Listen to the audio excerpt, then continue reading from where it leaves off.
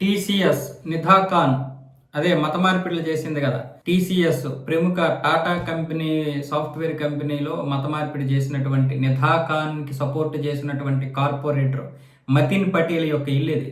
ముంబైలో మొత్తం బుల్డోజర్ తో కూల్చిపడేశారు. వాడికి ఎక్కడెక్కడ ఇల్లులు ఉన్నాయో ఆ ఇల్లులన్నింటినీ ప్రస్తుతానికి 2 ఇల్లులు అయితే కూల్చేశారు.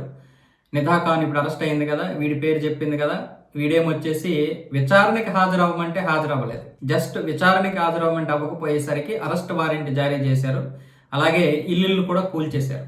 ఇంకెలా చెప్పాలి ఒక్కొక్కడికి సమాధానం ఇంతకు మించి? ఇంకా ఎలా చెప్పాలి వీళ్ళకి? ఎలా చెప్తే బుద్ధి వస్తుంది వీళ్ళకి? వీళ్ళ యొక్క లక్ష్యం అదే. వీళ్ళకి ఇల్లులు ఉన్నాయా లేవా, ఆస్తులు ఉన్నాయా లేవా కాదు. వాళ్ళ లక్ష్యం ఏంటంటే మత మార్పిడి. ఇప్పుడు ఏ ఒక్క కుహన మేధావి రాడు. ఈ టీసీఎస్ విషయంలో ఒక్క కుహన మేధావి రాలేదు. ఒక్కడు మాట్లాడలేదు. మరి ఆ నోట్లో అప్పుడు ఏం పెట్టుకున్నారో తెలియదు. మళ్ళీ ఒక్కొక్కడు ఏమొచ్చేసి సాగదీసి మాట్లాడతారు. ఇలాంటి దీని గురించి ఇప్పుడు మాట్లాడండి. ఇల్లు కూల్చేశారు కదా బీజేపీ వాళ్ళు, దీని గురించి వ్యతిరేకంగా మాట్లాడండి. అప్పుడు ఉంటుంది ఒక్కొక్కడికి. మీరు మీ విధానాలు ఈ సీజేపీ తోటే తెలుసు అందరికి, బయట ప్రపంచానికి అంతటికీ ఈరోజు బహిర్గతం. బీజేపీ ఎక్కడుంటే అక్కడ మాత్రమే మనం ప్రశ్నించాలి అనే ఉద్దేశంతో పుట్టినటువంటిదని ఈరోజు అందరికీ తెలిసిపోయింది. జార్ఖండ్ లో విద్యార్థులు ఏ విధంగా పోని పాపము బీజేపీకి అనుకూలంగా చేస్తారు?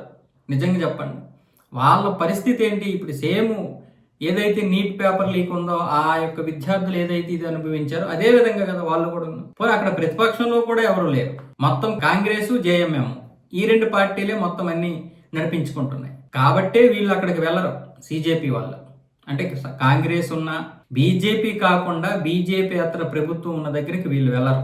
అలాంటి పరిస్థితి, అలాంటి దౌర్భాగ్యం అక్కడ. వీళ్ళు ఇటువైపు ఏమొచ్చేసి కుహనా మేధావులు ఇన్ని మత మార్పిడులు జరిగినా, ఇంత హిందూ ద్వేషులుగా మారిపోయినా వీళ్ళు ఈ కుహనా మేధావులు ఏమొచ్చేసి మాట్లాడరు. ఎలా తయారైంది దేశమో చూడండి. దేశాన్ని కాపాడుకోవడానికి మనకి ఏముంది మరి?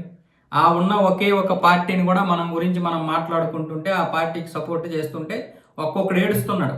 ఇప్పటికి దాన్ని దించేయాలని ఎంతో మంది ప్రయత్నాలు చేస్తుంటే మన వాళ్ళు కూడా చేయికి చేయి కలిపి నోరుకి కలిపి ఇప్పుడేమొచ్చేసి నిజమే కదా బీజేపీని దించేయాలి, 12 సంవత్సరాలు ఒకేసారి అధికారంలో ఉండేసరికి అహంకారం ఎక్కువైంది అంటున్నారు ఒక్కొక్కరు. ఇక నెగిటివిటీ తీసుకొస్తారు.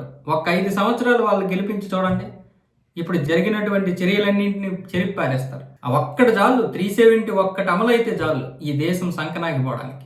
ఏ కుహనా మేధావి ఇప్పుడు రాడు. వాళ్ళకి కావాల్సింది కూడా అదే.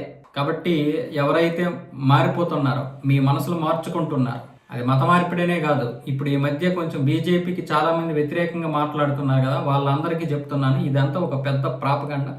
మనకి ఈ పార్టీ తప్ప ఇంకోటి లేదు. హిందూ జాతి ఉన్నంత వరకే సెక్యులర్ దేశం ఉంటుంది. బీజేపీ ఉన్నంత వరకే హిందువులకి సేఫ్టీ ఉంటుంది. దీని గురించి మీరు నన్ను ఏ విధంగా అనుకోవచ్చు, ఏ విధంగానైనా నెగిటివ్గా కామెంట్ పెట్టుకోండి. నేనైతే మాత్రం ఇంకా ఈ నిజాలు బయటికి తీస్తాను.